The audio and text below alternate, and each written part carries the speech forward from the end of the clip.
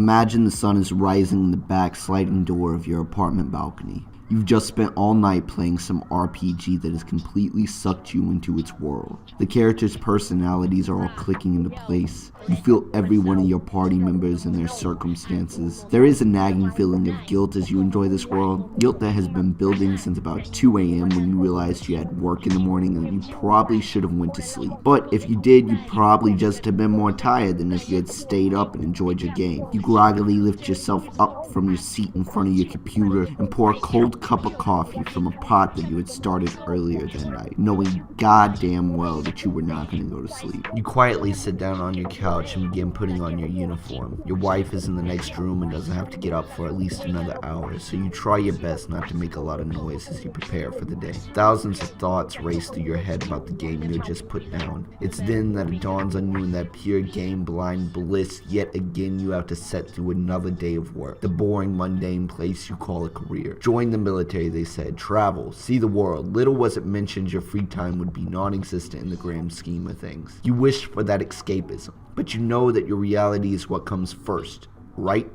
You can't abandon your responsibilities, your relationships for your medium, even though sometimes you want to, even though sometimes that would be the easiest, most enjoyable thing to do. I can't talk as an example to you all, but I can say that this thought has crossed my mind from time to time. Take my money, bail the fuck out on everything, and go live in some dirt cheap place that costs less than my goddamn graphics card, and have a nice little gym not too far away, hopefully. But then I think about how actual feasible that is, considering, life doesn't just stop moving when you want it to.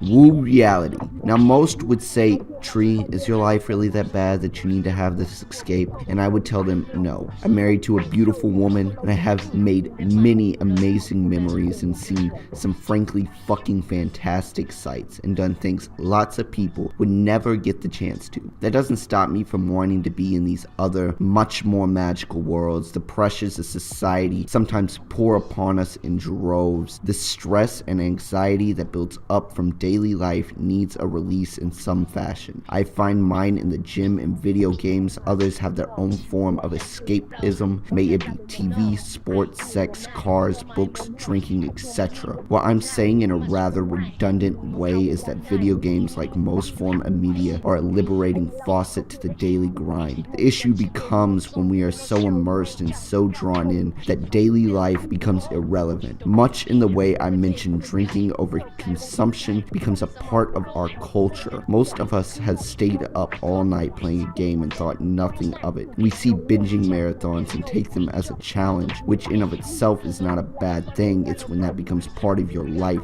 as a habit. I spent nearly 12 hours or more every day after I graduated high school playing some form of video game. I remember I was so bored I went through all the Pokemon games just to keep transferring them over once you're allowed to do that. I think in Gen 3, I can't be sure. I had no need to go to college yet and felt that I was fine where I was at. I was living with my father, who, as a responsible parent, fed me, and being able to call into work whenever I wanted if I didn't want to go gave me plenty of time to play video games. Which, to think about it, video games are probably what forced me to join the military out of the sheer laziness I showed to what I should do with my life. My father would ask me what I would be doing that day, and most of the time, if he saw me exit my room that is, and I would tell him that I'm going to work or to get some food, then slink back into my dark room to play Bloodborne some more. God, I love that game. I remember when Phantom Pain came out and I was eagerly awaiting the next Metal Gear Solid title,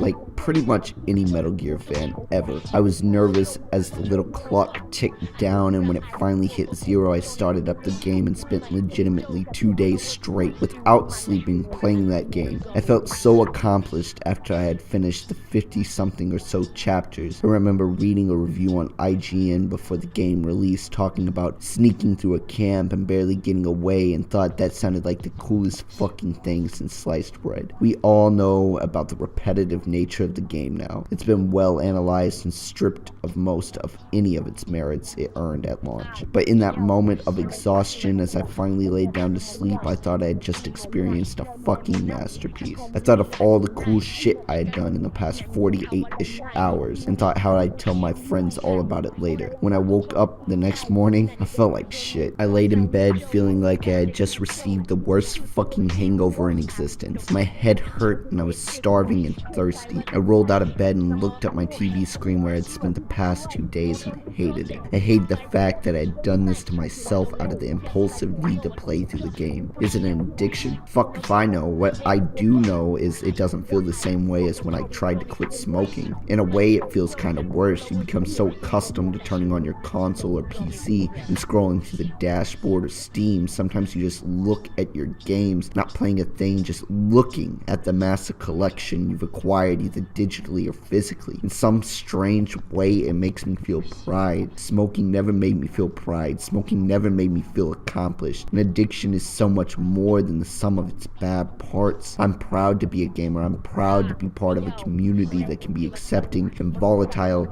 in the span of seconds. It's hard for me to argue against this medium when it's given me so much. This form of entertainment has been my life growing up, and to say that I shouldn't be as much a part of it as I grow older and face more responsibility probably feels much the same way a parent must feel when their child goes to leave their household. This isn't an endorsement for smoking, by the way, guys. Love you. Stay alive, people. This has been a Tree Talk. Plant some roots in the comments, grow some thoughts, and maybe branch out and subscribe to my channel. And if you hated this, leave me a like or a dislike. Till next time.